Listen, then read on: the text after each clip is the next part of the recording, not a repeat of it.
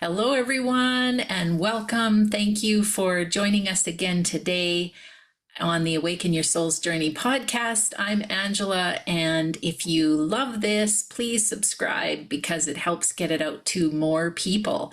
And today I have Leo Mars with me, and he hails from the wilds of Alaska to the frontiers of consciousness. Leo Mars shares a journey shaped by raw experience, entrepreneurial fire, and spontaneous awakening.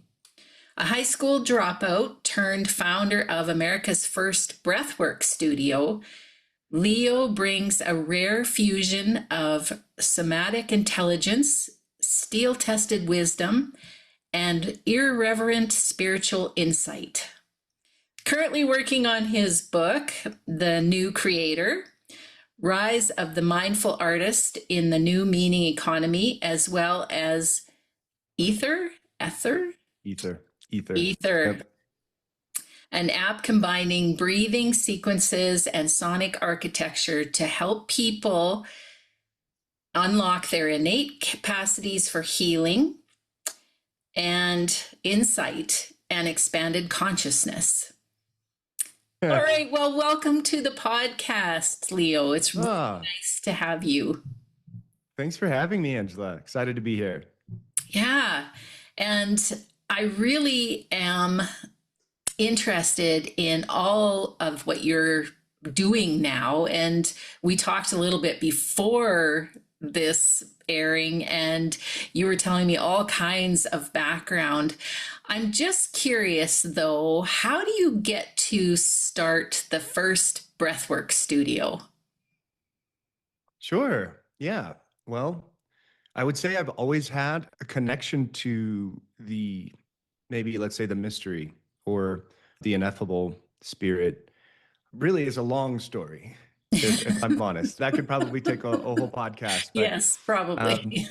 a lot of my life has been, early in life, I was raised in a Christian private school and Christian home in Alaska, and always had felt a really strong connection to the teachings of Christ. The Old Testament, by the age of about 10 years old, I think I'd memorized half of the Bible, literally word for word.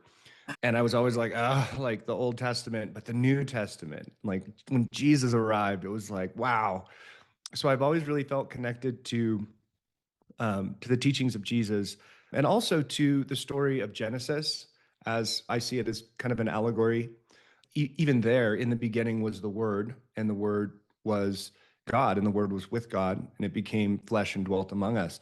That happened through essentially the breath coming through is, you could say, like a form of intention. Ooh. Yeah. And so even then, there was a connection to the breath that I was unaware of, as to the kind of like mythical allegory of the origins of the universe. But it wasn't until I want to say it was about 2015, I was invited to a breathing class, and I went. And I had already spent a couple of years in Kundalini and was in some sense already in touch with the breath. Had been practicing yoga for, at that point, 13, 14 years. So the breath was something I was already connected to, but it was in this breath work session that I really came to understand the true power of the breath. All we were doing was this 3-part holotropic breath, laying down into the belly, into the chest, let go. And so we were just doing that in a rhythm. And this is a form of breath work that has really gained a lot of popularity, kind of alongside Wim Hof. But this experience was so deep and so profound for me that I knew there was something there. It wasn't until 2017 that, to be honest, the way that we opened the studio was a bit more of an open forum. It was like, this space is here to serve the community in connecting to self, to processing trauma and emotional healing. And we had quite a bit more sound in the beginning. So we had basically sound, meditation, and breathing. And so it opened in spring of 2018. And, very humbly, no marketing, just a few people in the first classes. And then over the course of time between then and COVID, our breathwork program just got bigger and bigger and bigger to the point where we were the breathwork space. And of course, being there in Venice, California, we're kind of at the edge of consciousness and certainly like its connection to creativity. We had all sorts of people coming through, actors and filmmakers and musicians, and so it became that. It's, if I'm completely honest, it's not something that was intentional out of the gate. It became that. So by the time COVID hit, in fact, we had built the place up and we had 2, 3 classes a week that would sell out. We'd be turning people away at the door. And we'd had all the big breathwork teachers that would come through LA would come in, and that was where they would drop in there, at least amongst other places. But and then when COVID hit, we were really starting to gain a lot of traction where the LA Times came through and did a full feature, filmed it, interviews, all the things. It was going to be a feature. That ended up getting, unfortunately, leapfrogged by the pandemic news. So they came in about a week before the pandemic hit LA. And so, yeah, unfortunately, it didn't get featured. But yeah, honestly, it was very intuitive, and I was very seeing how people would enter the studio and then walk out of the studio 75 minutes later was just such confirmation that we should be doing more of this. So we became that. So I'm just going to share with you. So when I first lost my husband, I went down to Sedona, and there was a breathwork session there, among others. And it was a long session. I think it was 90 minutes. And I was one on one with the instructor. And when I walked out of there, I did not think I should be driving. I get it. Yeah. It was an experience that I have never had before, and it brought up a lot of emotion and really healing. And I needed support even into the next day. I had a shaman that was working with me because all of this stuff was coming up through this breath work, which was amazing. And so that was my first experience with it. And then since then, I've done some online ones. And I think the company has evolved. They have a free breathwork session that you can do with them. And I know that the people in my support group, a lot of them are going and really finding it helpful. And so, wow, to think that you were on the cusp of that. That's awesome. And that, you know what, we could go down this, what's happening there when stuff is coming up and we're processing. It could be information or emotions or even memories, or let's just say energy that is in there that somehow breath is able to unlock. Yeah. That's something, it consistently does that. And I mean, I don't know of anything other than, let's say, various forms of therapy, certainly nothing in the purely mechanistic, almost like physics and biology, as far as methodologies go, that can do that. Mm-hmm. And the incredible feeling of release that comes from that after you've gone through the work and you're just sitting in it. It's just, oh my goodness. Mm-hmm. It is amazing. And so, Mm-hmm. yeah, I highly recommend people to at least try it once and see what you think. Yeah, absolutely.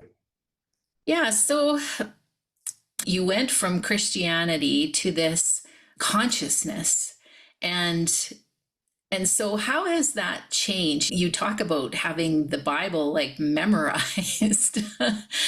And so how has that morphed over the years? Because there's this sometimes a disconnect maybe between traditional religion or Christianity and then something like breathwork seems like so out of that realm for some reason, where I find they're very much connected. But what's your thoughts on that?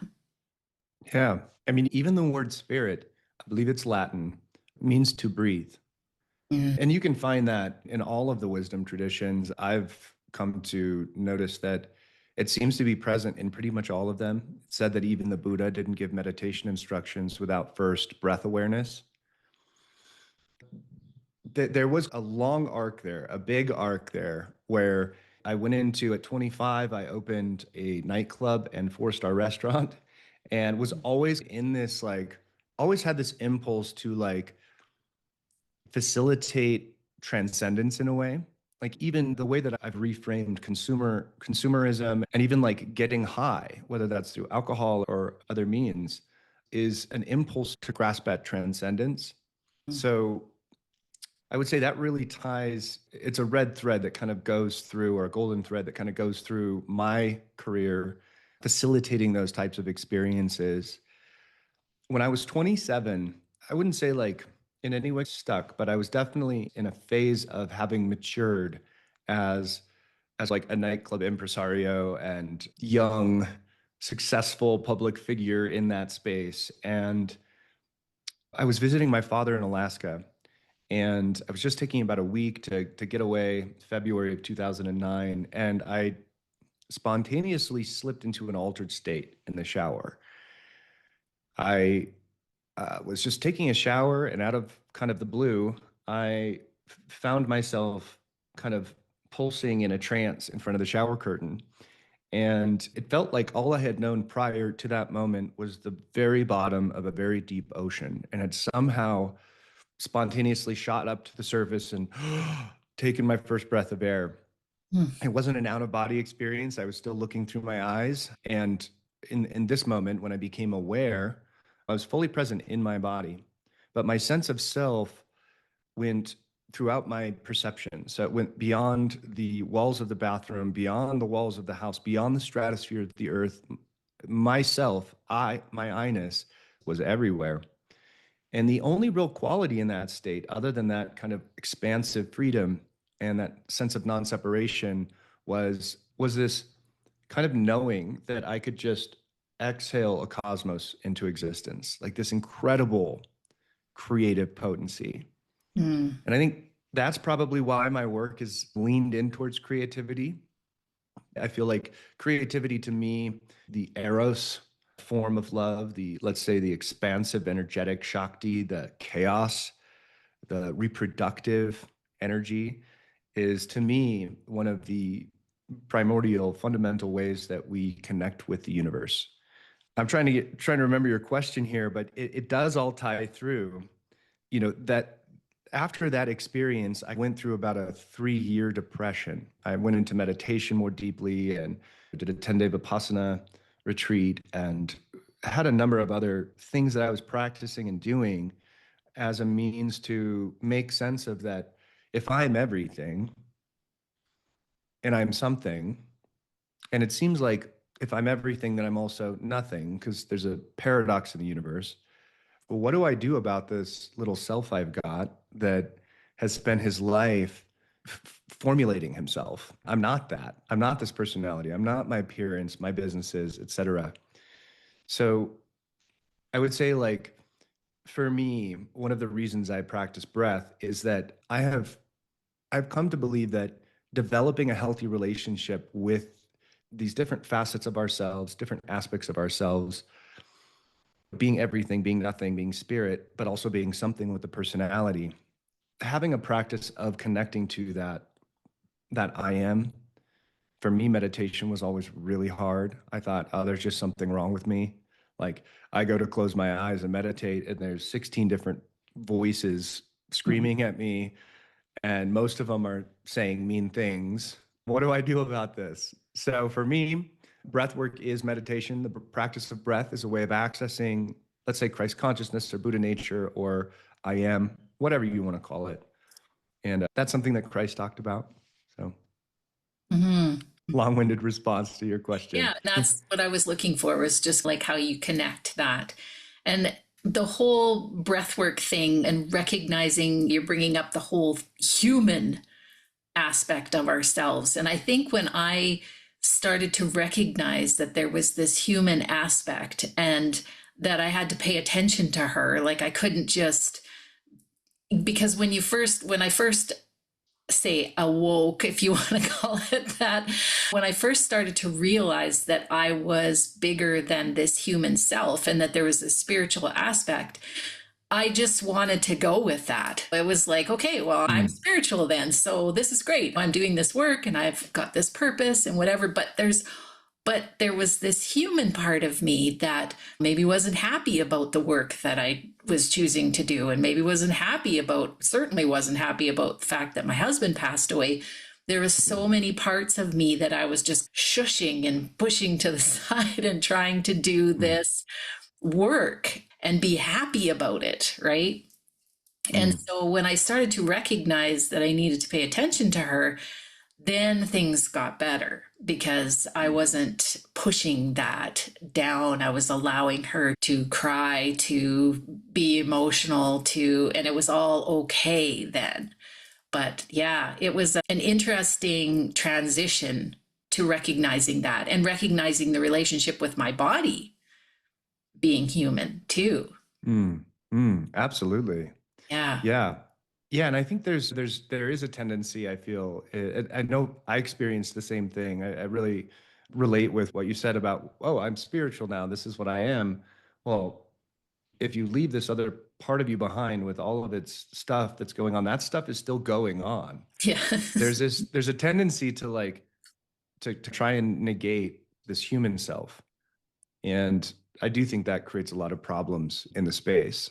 Um, and I do like what you said, like certainly learning to parent ourselves is foundational, even through circumstances and events that can be horrific, knowing that we're there for ourselves, like having that parental aspect of ourselves within is absolutely fundamental. And if we're just trying to transcend ourselves out of our pain and suffering, it's, in my experience, going to get worse. Um, Mhm. yeah. So we got to Yeah. tend to all of these aspects of ourselves. Yeah, for sure. And I think that's one of the things that people in grief and everybody, it's a human thing to start to look for some relief from outside of ourselves and start to look to other people for comfort and support, which is fine. But we can also comfort and support ourselves from within. And I think that's really huge to recognize when you're feeling so alone and that no one understands you, to be able to access that part of you that's your own best friend that can help you through all of that. Then you know you're never alone. Absolutely. And it seems as though that move is the inevitable move for all of us until we get to that place of, and it could sound cliche, I guess, but like literally total responsibility for our experience of life. Not when circumstances change, not when I'm on the other side of this challenge, right here, right now. And it's through that that we moved through that. Mhm. Like we can make this let's say phase of life 10 times longer than it needs to be. But eventually, at least for me, eventually it was like, no, look, it's just you and you. You are totally alone. Even the people who love you most in life aren't there with you at night in bed when you're alone and you feel hopeless. That's just you and you. Uh, Mm. Yeah.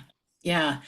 Yeah. And I think that feeling of loss is so profound and so hard to get through that if it feels to me like you can really get stuck in it. And I believe that grief is a process that's really given to us to help us move through that. I believe it's a God-given process that helps us heal through loss because we're always losing something. Something's always changing. There's always a new challenge coming up, something we have to let go. And I feel like this process is helping us through that, helping us feel the emotions of that and working through it. I don't know how else to describe it, but it just feels like that. And so I can see where I was stuck.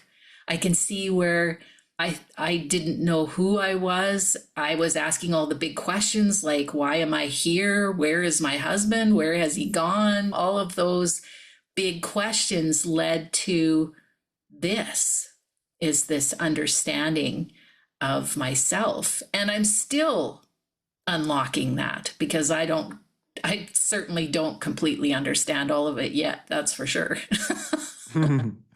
Yeah. Yeah. And maybe Yep. never will Yep. until I go back home, right? It can be hard to see that when you're going through it. I mean, if you're really going through hell, if you are at the lowest point of your life, well, let's hope it's the lowest. But if you're really Mm-hmm. going through something that is unimaginably painful, it can be hard to see. The way that I often say is we can never see around the corner from here. And that's actually telling myself that has got me to keep going, to keep living, to keep putting one foot in front of the other. But in time, things do change. And the way that we handle those moments and those phases of grief and loss are the cause to that process of moving through and who we become through it. And I know, like you, I would never hope for anyone to go through some of the worst things I've gone through. But I can now honestly say that I am genuinely grateful for it. I wouldn't be who I am. I wouldn't be as true and as I wouldn't enjoy my company as much as I do now. Mm-hmm. And I wouldn't be as powerful and on purpose if it wasn't through for all of that pain and loss. And that's really hard to explain to someone, like you say, in the throes of grief, in that really dark place. Um, that is the whole reason why I do the podcast, is to try to let people know that there is hope, that, there is a way through, and that you can live a very joyful and fulfilling life on the other side of that. And we're always Yeah. going to have challenges. That's going to continue. But it's the way, like you said, it's the way that we react to that, or the way that we handle that. It changes. Mm. And this actually ties into why breath is so foundational for me. I can say that breath has saved my life. When we breathe, let's say rhythmically, if we're in a dysregulated state because of all the things, because of personality traits, because of different ways that we've reacted to trauma, formed ourselves over time, put on layers of, let's say, armor and misunderstanding and ways of reacting to the world because of what we've been through. For me, the practice of breathing, just lay down and breathe rhythmically. And it does need to be with a certain, I would say, container, like with a certain intention. And this is why sequences are a big deal. When we breathe rhythmically, we're ironing out the static of our, let's say, our disempowered self. And we're especially feeling disempowered if we're going through something really grievous or hellish. But when we do that, we iron out the static in the nervous system from often actually it's erratic breathing. You can just think about if you get a text message with information that's disappointing or an email or a phone call, something happened, or you're getting cut off in traffic, the stress, cortisol, the whole kind of stress loop, that creates disequilibrium in our system.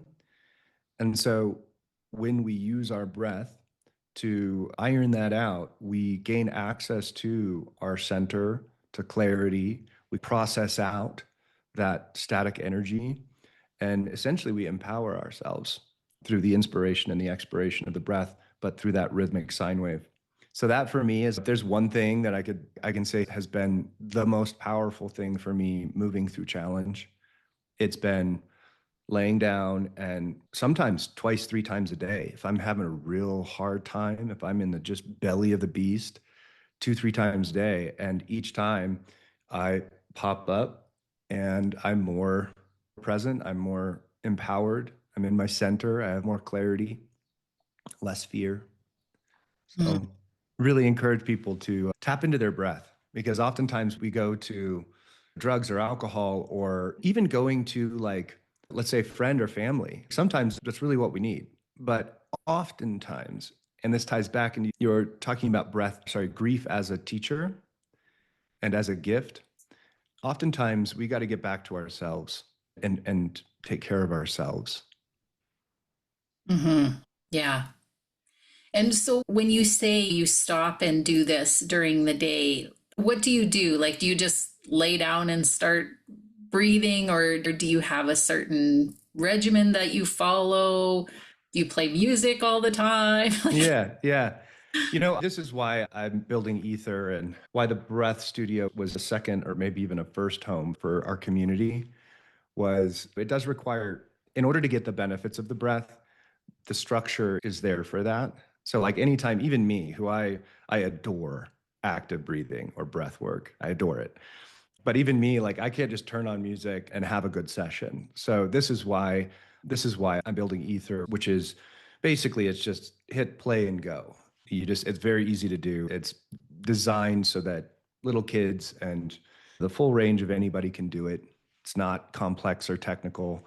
So I actually use Ether and my daily practice are what are called flows in the app. So it's a very simple type of breathing. Essentially, it's a two-part or connected breathing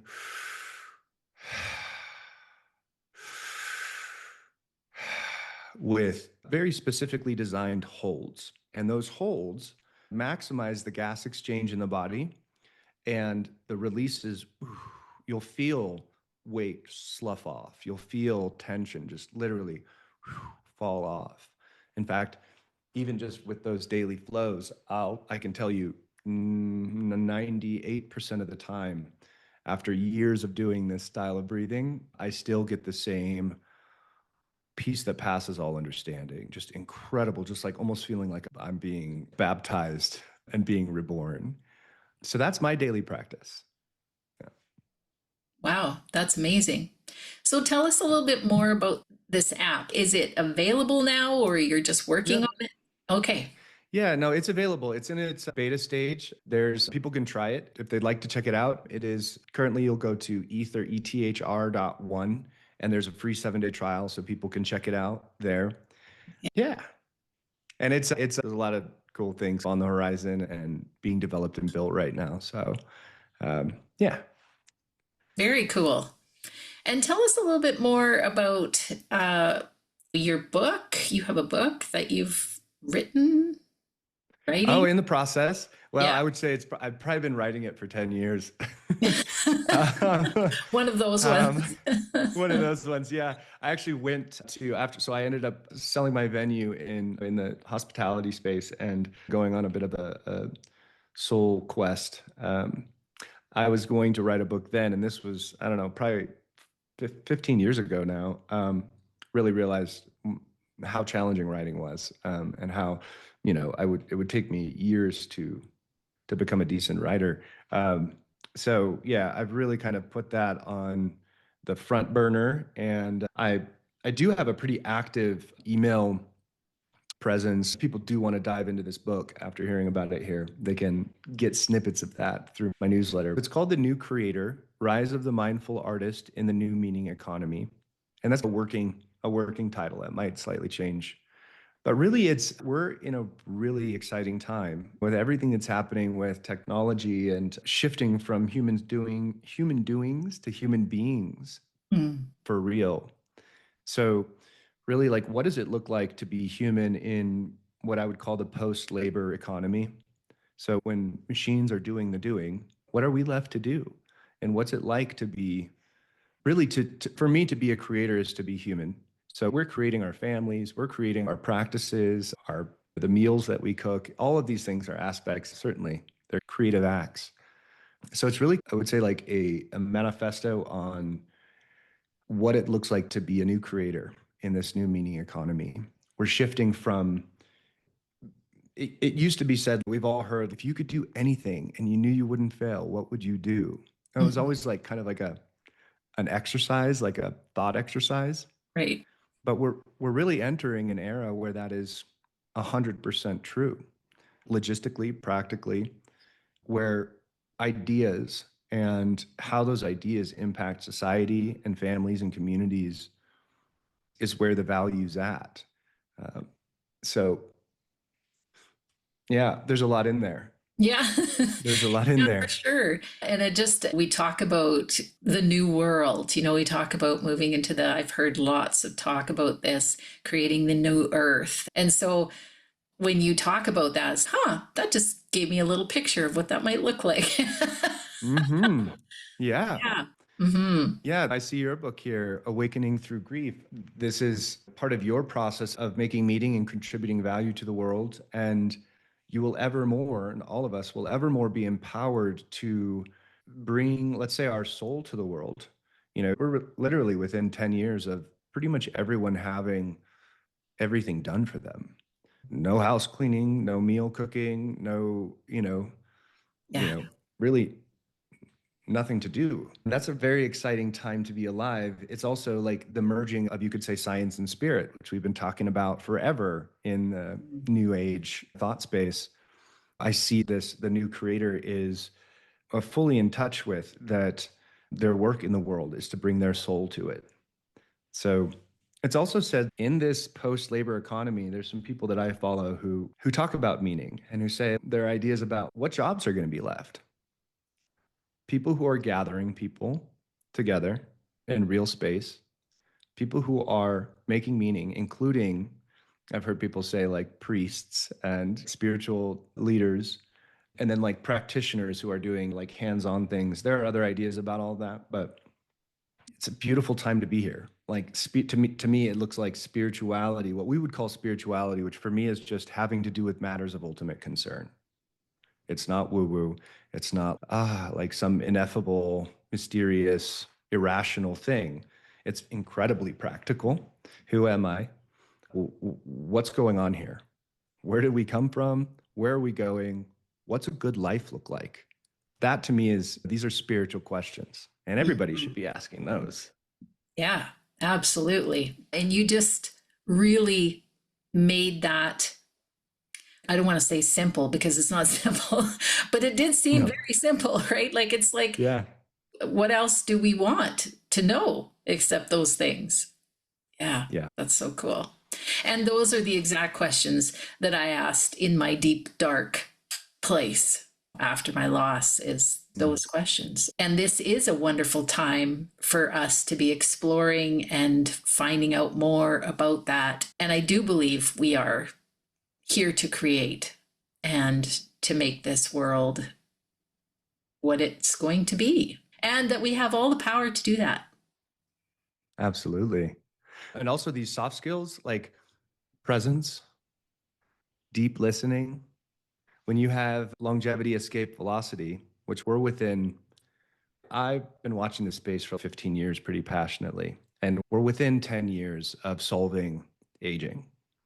And for me, I'm thinking it'll probably be closer to 6 or 7 years because we've got quantum computing and AI. But when you have essentially not an expiration date on your physical body, the value of time will go down because you've got an enormous amount of time, but the value of presence or like being here for life will go up. At least maybe I'm an optimist, but what I hope for and what I imagine through my logic is that we'll be more present to each other, present to life. We'll hear the birds chirping, we'll feel the sun on our face. We'll go deep with each other. We'll listen. We'll actually listen because we won't be in a rush to go somewhere. So I see a really beautiful world on the horizon. But those soft skills, which ultimately, like the meta skill of those soft skills would be like presence. And for me, breath awareness is my doorway to presence, just being with my breath. Eckhart Tolle says, you mentioned the new earth. Eckhart Tolle says in that book, and I'm just paraphrasing here, he says, you cannot take a conscious breath and think at the same time. Conscious breathing stops your mind. Right. And I know for me, like it took me a long, like years of being in the breath space to finally understand that and go, that's pretty cool. Yeah. When I'm present, I'm the most intelligent version of myself. I'm the funniest version of myself. I feel good in my body. Hmm. So just connecting to our breath, going back to our breath. And this is also can be a lifesaver if you're going through grief, is go to your breath, because when you're present, you're not you're not feeling regret or sadness about the future that is unnecessary. You're not adding suffering to the pain of what you're going through, and you're not anticipating some horrific future or a hopeless future. You're just here. And sometimes that can save our lives. Absolutely. Yeah. I just love how you define that. And being present was really how I could get through a lot of, and like you say, adding suffering to your pain. I love how you say that because we're definitely going to have pain, but we don't have to add suffering to it. And we Yeah. often do that in that Yeah. process. Yeah. Yeah. It usually, I, this is going to be a little wild little anecdotal story. I first discovered that connection between pain and suffering when I would do these, it's gonna sound a little weird, but I would do these like morning juices that were, I'd just gotten back from Central America and I picked up, I want to say it's like, what is it, hepatitis B or whatever through the food. And so I was just deathly sick. Yellows of my eyes were, the whites of my eyes were yellow. My urine was sediment and brown. Oh, it was terrible. And I started drinking these morning juices that was like kale and all the things and carrots and like 10 or 15 cloves of garlic. Oh, wow. And I would do this on an empty stomach. So I would first thing in the day, I'd do my water, take a shower, whatever, come out, make my juice. And I'd do this on an empty stomach and it would floor me. It was burning so hot in my stomach, it would floor Oh, me. And I would literally be like in a cold sweat on the kitchen floor, just going, oh, waiting for the stomach to start excreting its things. And this one day, I thought, okay, I'm gonna pound my juice and then I'm gonna run over on and sit on my chair and just sit in like a lotus pose or whatever and just try and just be there with it. So I pounded it, and as the burn is starting to hit, I run across the living room, get in my chair, and I'm sitting there, and it's just, and I went, and spontaneously I stopped resisting the pain in my stomach, the physical, very tangible pain in my stomach, and in that moment, 80% of the ick just lifted off. And I went, oh my God. So when I don't resist, like I'm adding all of this stuff. And right. yeah, that's when like Buddha's like pain and suffering teaching just illuminated for me. It was like, oh, I get it. That was such a physical, tangible experience, like physical pain. Like I can reduce my pain physically by 80% just with my not resisting it. That's cool. Mm-hmm. Yeah. Yeah. We could go on and on about that. Yeah. Because death, for me, death is the doorway to life. So when we let go of the holding on, we are born again. And that is so powerful when we're grieving loss or going through intense suffering. Mm, Just stop resisting. Practice non-resistance. right. And we talk a lot about feeling into that pain and really experiencing it. And it seems like as you are doing that, like you say, that is when it releases. And it's just, I don't know. And there's different ways of doing that creatively. You know, you use breath, but some people draw, some people paint, some people write, to really get into that pain and feel it and then allow it. Mm. That's what Hmm. allows it to release, or it Yeah. transforms into something else, right? So, Yes. Yes. And just to tie on to the breath. So between birth and death, there's breath. Master breath, master life. So mm, every exhale is an expiration. Every inhale is an inspiration. So this is another reason why I'm just so tied to the breath is like, this is my opportunity to let it go. right. Let it go. Each one is just a little mini death. Yeah. Something fun to practice. It's so beautiful. Well, thank you so much for all of your insights, everything that you've shared. I want to give you an opportunity to tell people again how they can reach you or get onto your email list so they can find out more. Thanks, Angela. Yeah. So you could go to leomars.com. That's leomarrs.com. There you'll also see Ether, the breathing app, which again has a 7-day free trial. You can sign up to my email list. It's completely free. I typically send one email a week on Saturdays, and it's snippets from my book, The New Creator. So get inspired by that. Very cool. Yeah. And is there anything you want to add before we go? Any advice or just parting words? I feel like I shared it, like for me, like I just, even though I guess I'm partial to the breath, like I truly believe that it is for so many people sitting and let's say being with your feelings, your emotions, maybe practicing a form of meditation can be really challenging. And I think the reason why that's so challenging is because we're approaching that in a dysregulated nervous system. And Mm. so the breath will help you regulate your nervous system. And I do believe that it is the fundamental universal practice for not only processing grief and unsticking, let's say, stuck emotions, but also to connecting to, you could say, your higher self or your true self, spirit. So, yeah, I would just really encourage people. And again, I'm partial, but I do believe it's the Maha practice. It's the big one. So Yeah, connect to your breath. beautiful. Well, thank you again for everything. And I want to thank everyone for listening. And bye for now.